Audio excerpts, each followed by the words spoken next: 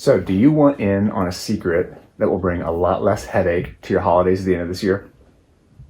You ready? Here it is. Spend a lot less than you earn. I know, mind-blowing, isn't it? Spend a lot less than I earn. So, however, even though this is an easy kind of no-duh concept, it's one that millions of Americans are going to completely ignore this year. And January is going to be another January that's full of hand-wringing stress and arguments. And we've got lots of bad reasons to reject this good advice. Here are a few. So sometimes we get worried about not giving our kids what we didn't have, or we're worried about them missing out, or we're worried about ourselves missing out, right? Like, well, hey, I need that. Maybe we're worried about what people are going to think about the house if it's not decorated like a Pinterest board, or we worry Christmas isn't going to be the same if the kids can't open exactly what they wanted.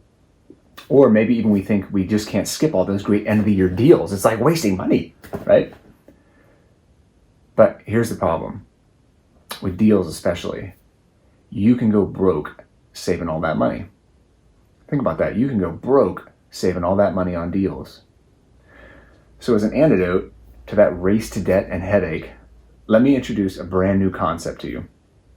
It's called pajama economics. So I got this concept through joking with a friend of mine about his lame clothes choices. I love to kid him about his affinity for dressing in pajama-like fashion and looking like he just rolled out of bed. However, he does this because he doesn't waste a lot of time or money on buying clothes, and he's a pretty frugal guy, right? If he doesn't need it, he doesn't buy it. He does have some grown-up clothes, don't worry, but he chooses to have a minimal wardrobe and live his life pretty much in general without frivolous spending. So as he and I talked about the value of living that way, we came up with pajama economics.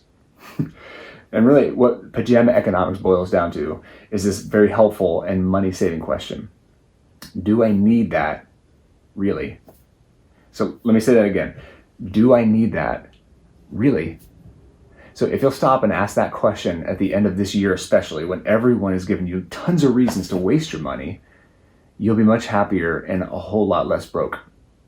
Plus, you're going to have some serious money-saving momentum as you head into next year, right? Because you made it through the hard part of the year. So here's the thing. Don't talk yourself into debt. Instead, talk yourself out of it.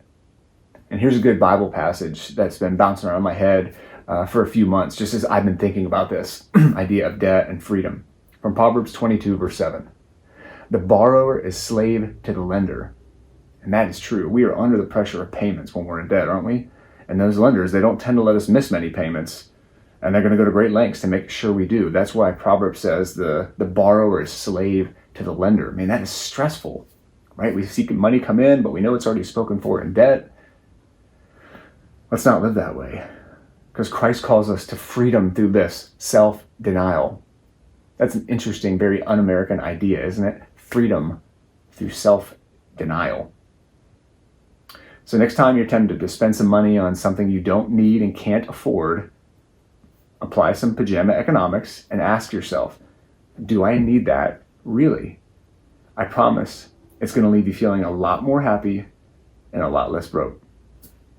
Thanks for joining us today. Again, if these things are helpful, we'd love it if you would share it. Just get the word out there. We really do believe these are things people need to hear. It's just meeting people where they are in life with the hope and the freedom of Christ. So we appreciate you liking and sharing, and we will see you next time.